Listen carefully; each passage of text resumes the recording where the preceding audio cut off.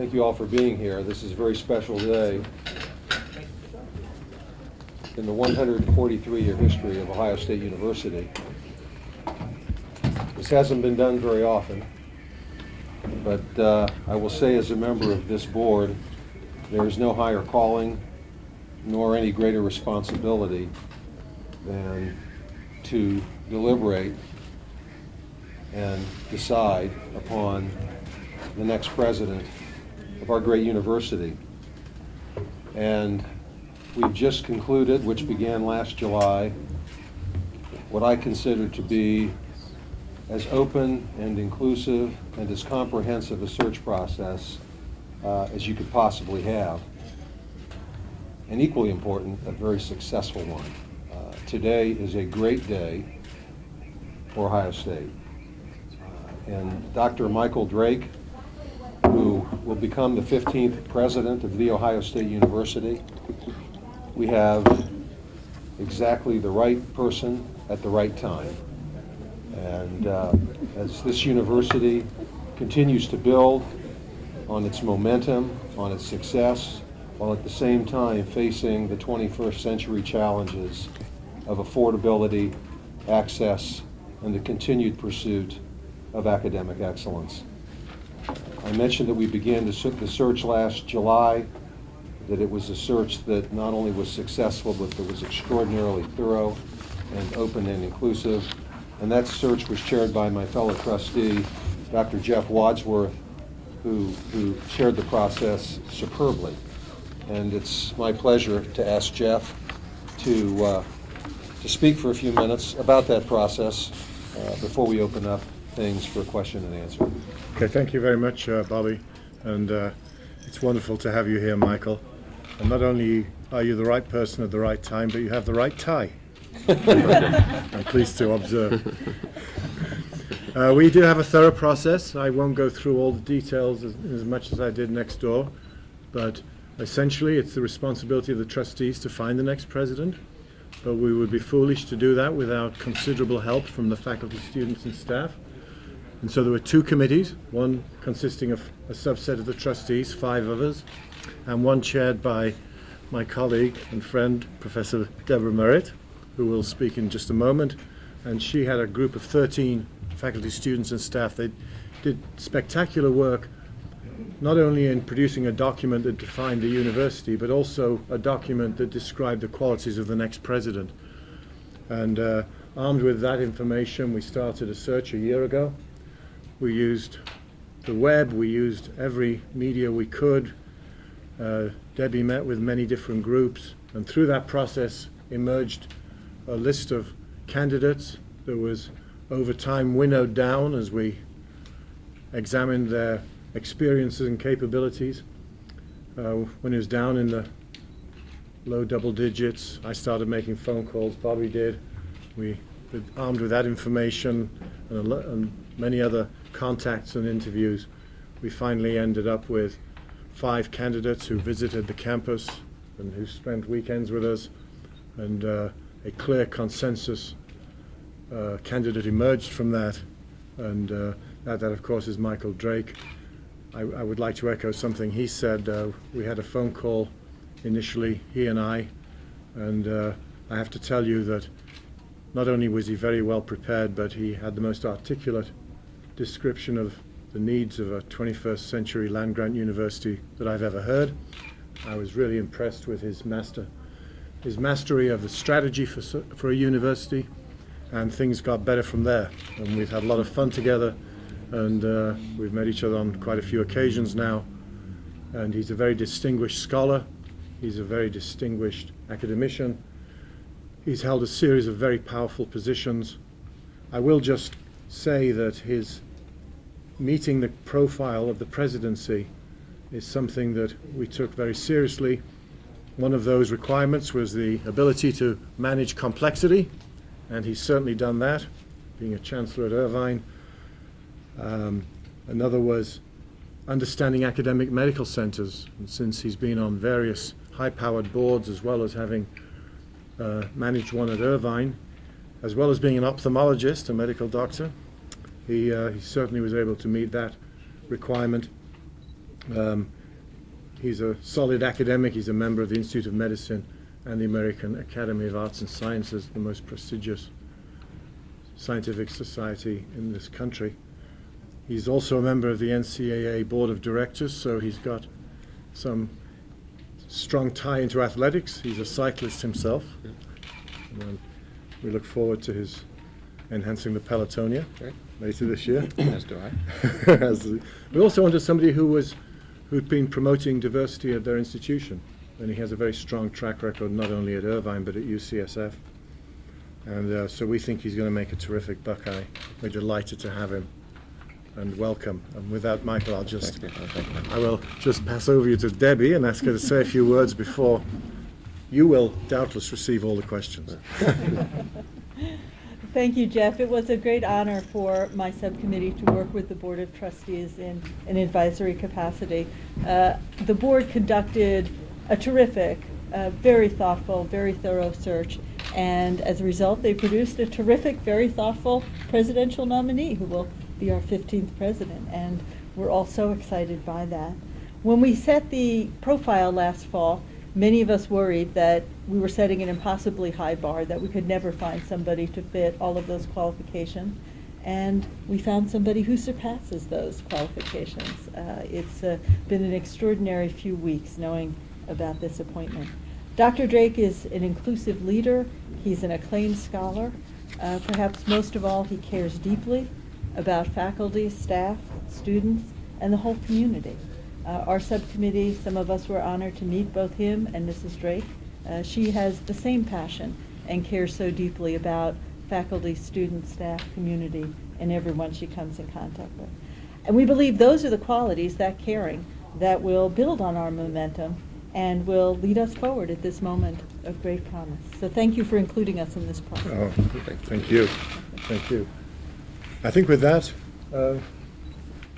Michael, would you want to say a few words? I just would say, I think, how excited and thrilled and honored we are to be here. I said yesterday was sort of like waiting for a rocket launch in Christmas. We had great anticipation. I enjoyed very much the process of meeting the search committee and trustees, and then meeting the faculty and students and staff who helped with the process in getting to know the Ohio State University better. As we mentioned before, my connections with Ohio began when I was a child. My mother was raised here, a graduate from East High in Youngstown in 1933, and actually we had her diploma. She's passed away a few years ago, but her diploma was on the wall of the house that I grew up in and where my father lived until just a year ago when he also passed away at 99. So I would see it every day for decades and think about that. And the special privilege of being able to return here. She left here to go to college in 1933. I will tell a story. The story is that this was the Depression, as everyone knows, and she came from a family that had no money. And so to go to college was going to take her $65 to pay her fees, to buy a bus ticket, and make pay for a room when she arrived. And she worked as a lifeguard at the YWCA and worked for 13 weeks. It was paid $1 a day. And 13 weeks times $1 a day was $65. She didn't spend one penny, saved that all, and then spent that to get herself to college at Morgan State in Baltimore. And so I remember her being here in Ohio, growing up in Ohio, and then leaving to go to college where she met my father, and their life then was on the East Coast. But Ohio was where home and family were for her, and we came to visit as a child, and so just coming back is quite touching and special for me. And then being in higher education now for all of these years, and knowing the power of the Ohio State and of the Ohio State University to influence the direction of higher education here in the United States and around the world, the opportunity to join this community was something that was a dream come true, really, for anyone who's interested in this kind of work. I will say also that, as I mentioned before, these jobs are partnerships. It really takes more than one person to do all the things that are necessary to be able to lead a great university and to make the community connections and connections with students and faculty and staff. And Brenda's been a wonderful partner in Irvine. Last night we hosted undergraduate students for dinner, which we do random undergraduate students also. we want to meet what I call normal students. So not students who've won a prize or done something special, or I used to say to students, if they're in my office, they've either done something really great or really, really bad. But we, a couple of times a year, collect a group of students who are average students who don't have anything that allows them to stand out in any particular way except being a part of the community, and then have them for dinner. And so we did that last night. And then Brenda has also hosted for several years recitals with student performers playing for different members of the staff on the campus, and that would be the administrative staff from one of the schools, or the police, or the plumbers, or the gardeners, or the custodians, or any group of people in the staff. We've had hundreds of people from the staff there, and so those kind of connections with students and with staff, as well as all the things we do with faculty, have made this a real partnership. And so I would say that Brenda's enthusiasm about moving to Columbus and the way she was welcomed and appreciated by the board were, I would say, very important to us. But let me say it's more than that. Those were crucial for us to be able to move. And so I would just say we're both very excited about this and looking forward very much to being a part of this community. Thank you. Questions? We would ask that for your questions, please identify yourself, your media outlet, so that our new president can also get familiar with you. Dr. Drake, Colleen Marshall from NBC4 here in Columbus. Well, Colleen. Dr. Wadsworth mentioned that you had a vision for a land-grant university, and certainly this is a land-grant university. Yes. What sets your vision apart, and what do you see in the future that Ohio State needs to move toward as a land-grant institution? Well, I think that the Morrill Act, as was mentioned, of 1862, is one of the 4 or 5 most important pieces of legislation passed in the United States. It set the stage for the western states at that time in particular to start community-based, regionally based universities. And the universities of the first part of the 19th century mainly trained men and mainly trained the sons of the aristocracy to be gentlemen. But with the Morrill Land Grant Act, there was a shift toward the focus of training the average American, training the American population broadly. At that time, there was a great focus on the sons and daughters of farmers and trying to allow them to have higher education as well. And then the Land Grant University had the mission of serving the region, serving the community, serving the state.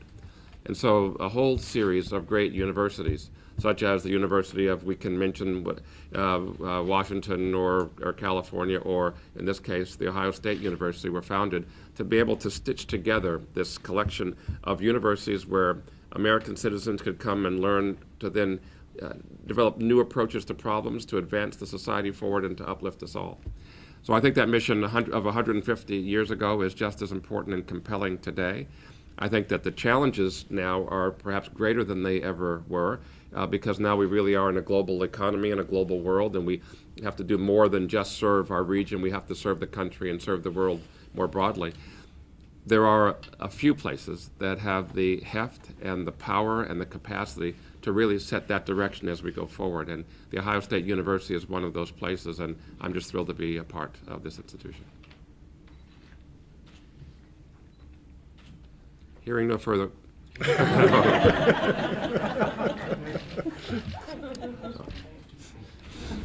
Yes. Karen Farkas with the Plain Dealer in Cleveland. Look here. What was your first impression or first thought when you heard about this position, or when you were contacted about this position?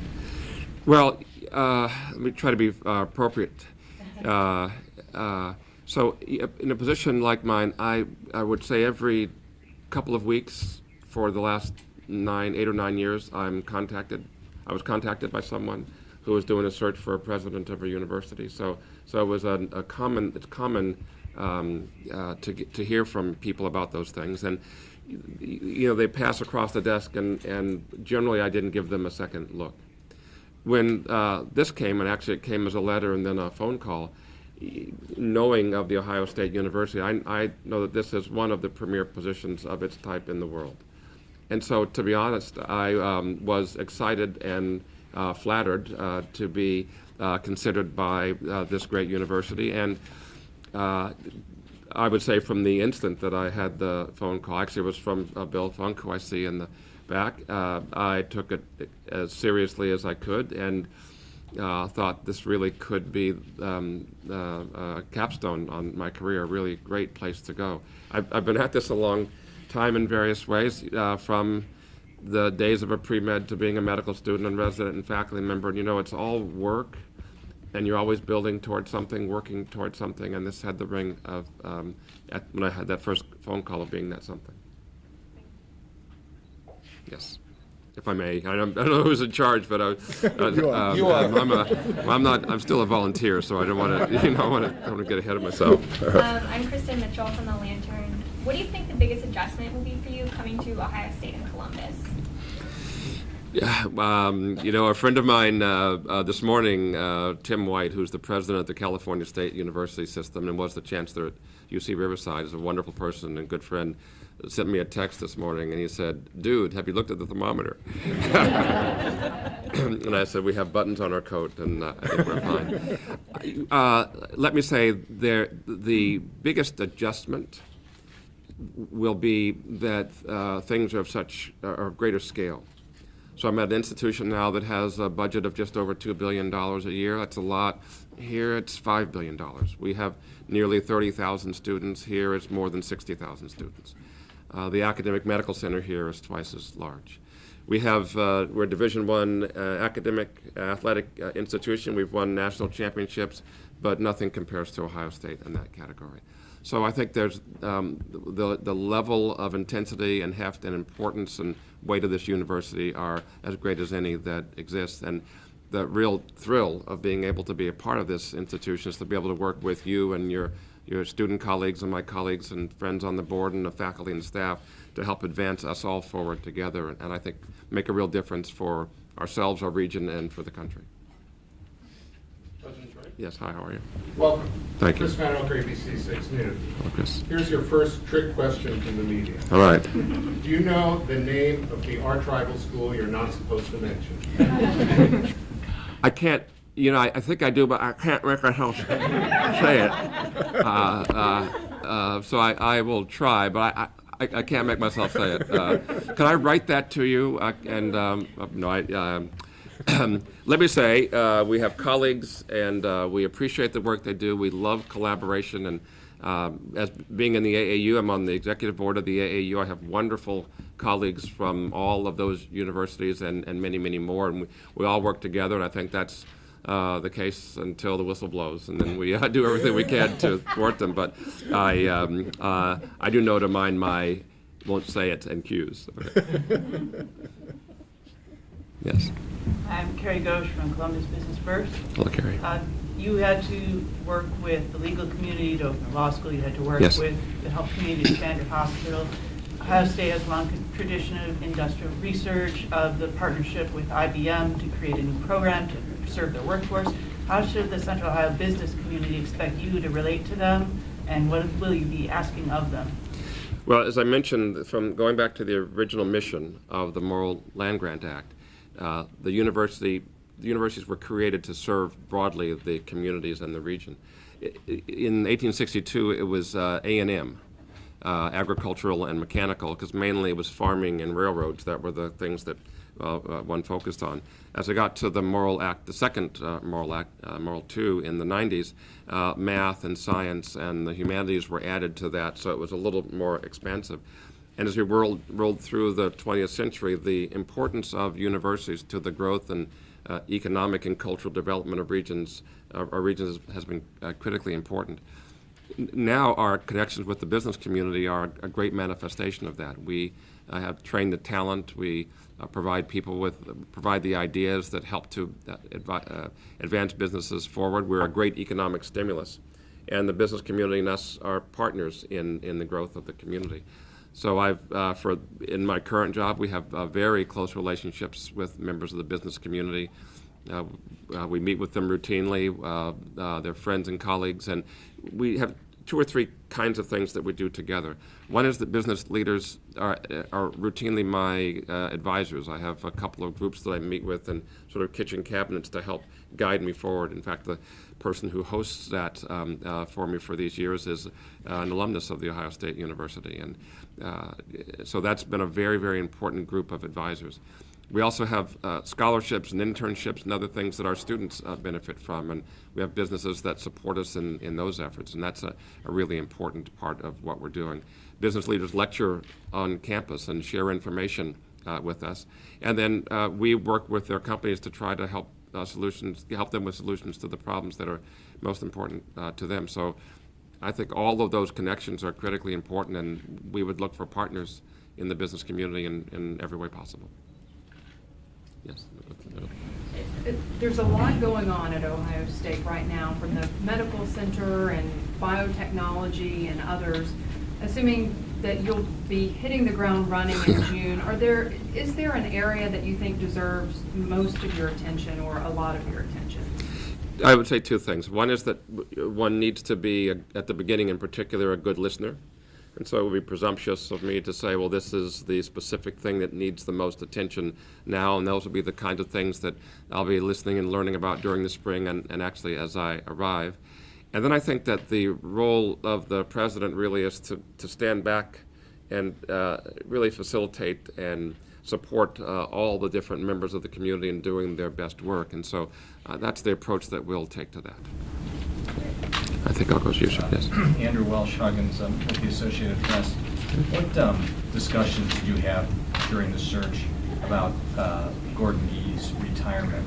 And what suggestions, recommendations, if any, did the trustees make about your public communications as president? You know, that really wasn't a topic much. I mentioned I'm a member of the AAU, and President Gee was a member of the AAU, and so I've known him for many years. We've worked together on committees and other things in higher education. He's very well respected as a leader in higher education. And as was the case in my current job, where I had the person who preceded me left to become the president of the National Academy of Sciences. He worked as a colleague and supporter in the years thereafter, and I'm absolutely sure that will be the case as we go forward. Dr. Drake, my name is Encarnita. I'm with the Columbus Dispatch. I know certainly you're going to take time to listen, obviously, and get a feel for the culture, but what sort of opportunities and or challenges do you see for the future of Ohio State and higher education in general? And we've heard a little bit about how perhaps you see the institution as being a larger platform for tackling major issues. So there are 3 or 4 issues I think that rise to prominence. One, for all of us, I think health sciences and health care is an important issue. The country is going through a transformation now, and I think all of us are looking and hoping for the right pathway through transformation. We're opening the Ohio State's opening a new hospital in about a year, and so moving into that new facility and growing those services will be something that will require time and attention. And I know we have a new board to help in that effort. That will be very, very important. I think as a nation, we are all increasingly clear about the importance of sustainability, about living in harmony with the natural resources we have and the land that we have. And so thinking and focusing on ways that we can continue to advance forward in a sustainable way, I think is critically important. A very, very important part of our mission and a very, very important part of the success of our institution is the ability for us to continue to maintain affordability and access to higher education, particularly for our increasingly diverse population. We want to make sure that the talent and potential of everyone is fulfilled, and anything that we can do to make that easier, particularly for those who have challenges, is something that I think the benefit accrues to the society broadly. And just off the top of my head, those are 3 things I think that we would worry about just from the very beginning. Yes, let me go to the bleachers, the young lady. Yes. In the bleachers. Yes. I'm Maria Durant with ABC 6 and Fox 28. First of all, as well, welcome. Thank you. 2 questions real quickly. One, what do you hope your legacy to be here at Ohio State? And secondly, a little on the lighter side, if I say OH... I would say IO. Right. I would want my legacy to be of someone who helped exemplify values and lived the life that was guided by those values and did that in a way that helped others set values for themselves and live a life that was guided by them. So I think that would be the first thing that I would care about. The second thing that I would look forward to is really working with everyone in this room actively to do all that we can to advance the quality and impact of the Ohio State University. I think that we all want to work as a community to make this institution serve us and the world better, and I think that anything that we can do to do that together would be a great privilege. And I'd love it to be said that we did that together as a community, that I was a part of a group of people working on behalf of the advancement of all others. That would be great. Yes. There are two of you, and I was going to go to the back row, and then I'll come forward if I may. Thank you. Shelby Croft, Channel 10 Shelby, yes. WGNS. Obviously, this is a much larger job. You commented on that earlier. I think this is twice the size of UC Irvine. Yes, yeah. Probably feeling the pressure, I would imagine, a little bit. But what do you think your biggest challenge is moving this size university and this status? I would say, actually, we're more excited than feeling, there's a challenge, but more excited about this. This is really larger, but a larger opportunity, and that is really what attracted us here. The challenges that we face are really similar to the challenges that our colleagues in higher education broadly face, that we want to keep things affordable, we want to make sure to continually increase access, we want to make it that students can graduate in a rapid fashion, that they have skills that allow them to develop to their full human potential. And I think that's always, it's the competitiveness and the challenge is what makes this such an exciting world to be in. So the challenges actually that took me to higher education as a young person, that took me to medicine, that took me to academic medicine, are really the opportunities that the Ohio State affords, and I look forward to continuing to push forward with those things. Yes. Have you committed to a certain number of years, or is that still part of the negotiation? And kind of reverse to that question, is it kind of almost a relief that you walked into a scandal with the liver transplant program in your first month on the job? Yes, I remember that. Now you're walking away from big fights with the governor over budget cuts, and Ohio has become very calm in that regard over the last few years. Yeah, the issues that kind of arise in these jobs are not to overstate this, but they're complicated. And I heard a colleague of mine say that virtually every day something arrives on your desk that you've not seen before. And then you look at it and realize that nobody else has seen it quite like this before either. And so you mentioned a couple of things that were, a little more, made a little more news, but there are challenges and issues that came up on a daily basis. And that's part of the excitement, and then working with people to address those challenges is what we do. And so really, as I come here, I think more about the opportunities that we have. And I know that not every day will be perfect or just like I like it, but I know that many, many days will produce great things that are uplifting and stimulating. And so I'm just looking forward, as I said, to engaging with everyone here in moving forward. Time for one more question. Yes. Can you follow up on her question about, can you commit to a length of service? Yeah, I will stay as long as I'm loved and we're having a great time. And I hope that that's a long, long time.